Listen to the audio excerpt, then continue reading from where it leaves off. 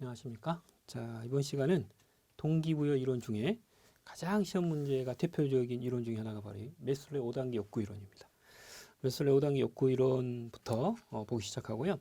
그 뒤에 보면 알더퍼, 그리고 이제 허즈버그, 그 다음에 맥그리거, 그리고 맥클랜드, 아지리스 같은 이런 이론들이 쭉 있습니다. 그래서 뭐 시험 문제가 요즘에는 이제 하나씩 나오기 시작하고 있죠.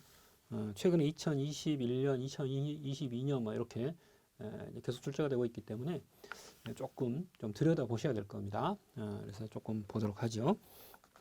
자, 먼저 메슬로의 5단계 욕구 이론입니다. 욕구의 개념이 나와 있죠. 인간의 마음속에 사람을 활성화시키고 행동하게 하는 어떤 요인이 있는데 그게 욕구입니다. 욕구. 뭔가를 움직이고 뭔가를 이렇게 하려고 하는 그런 어떤 욕구가 있는데 그걸 가리키는 거죠. 자, 문제는 이제 성격입니다.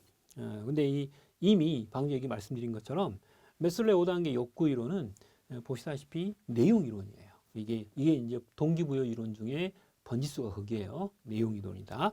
그래서 성격을 보시게 되면 인간의 욕구 5단계 이론은 사람을 움직이고 일하게 하는 구체적인 실체가 마음속에 있다. 어떤 욕구가, 근데 그 어떤 욕구가 바로 5개인데 그 욕구가 마음속에 있어 라고 하는 거예요. 욕구가 이미 정해진 거죠. 그 내용을 우리가 공부하고자 하는 겁니다. 그래서 내용 이론이다 이렇게 우리가 표현하죠. 자, 그런데 이 메슬로의 5단계 욕구 이론은 전제 조건이 2가지가 있어요. 전제 조건이 2가지가 있습니다. 자, 전제 조건을 한번 보죠. 전제.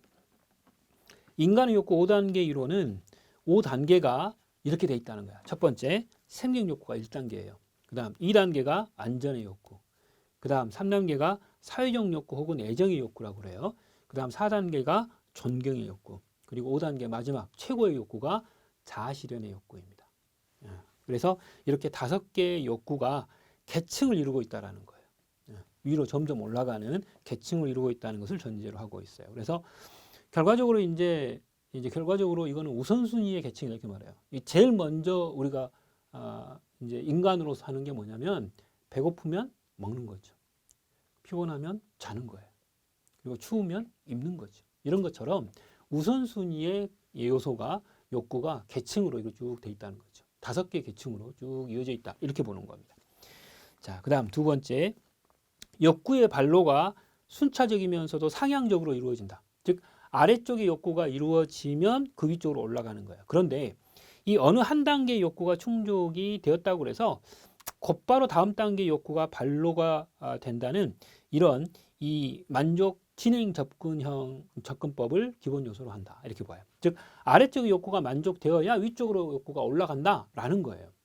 아래쪽 욕구, 기본적 욕구도 만족이 안 되는데 나는 한 2-3단계씩 위로 팍팍 올라간다? 그런 거 아니라는 거죠. 그게 아니라는 거예요. 그래서 방금 전에 5개 단계가 있고 그 단계가 바로 순차적이고 상향적으로 계단식으로 계층적으로 이렇게 올라간다 이렇게 말합니다. 그래서 이걸 몇 단계씩 뛰어가는 건 아니고요. 자, 이게 이제 전제 조건 2가지였어요. 자, 그러면 어떻게 설명이 되는지 발전 과정을 잠깐 보겠습니다. 이 발전 과정은 여러분들이 아주 자세하게까지 보실 필요는 사실은 없어요. 여기까지 시험 문제가 그렇게 막 나오거나 그러지 않고 실제 시험 문제는 5단계 욕구, 그 맨 밑에 칸 있죠? 그게 시험 문제가 정말 잘 나와요. 그래서 중간 단계 설명이기 때문에 이해를 돕기 위한 내용입니다. 발전 과정 한번 보죠. 어떤 욕구가 충족되고 나면 그 욕구의 강도는 서서히 약해집니다. 이 말은 무슨 말이냐면 당연해진다는 거예요. 그게 계속 만족이 되어지면 당연한 거죠. 그래서 이제 그 강도가 서서히 욕구가 약해지고 일단 충족된 욕구는 동기 유발 요인으로서의 의미가 서서히 퇴색되어져 가요. 서서히 상실되어져 갑니다. 그 다음 2번째, 인간의 욕구 단계는 명확하게 구분되면 욕구와 행동 관계는 1대1의 직접적인 인과관계가 있다라고 하는 거예요. 일정한 욕구에 의해서 일정한 행동이 나타난다라고 하는 이런 인과관계, 1대1의 인과관계가 있다. 그 다음 3번째, 고차 욕구. 여기서 말하는 사회적 욕구 이후에 이런 위쪽으로 올라가는 욕구들 있죠. 이런 고차원적인 욕구로 올라가면 올라갈수록 조직은 개인을 통제하고 관리하기가 어려워집니다. 그리고 조직과 개인의 갈등의 소지가 점점 커져요.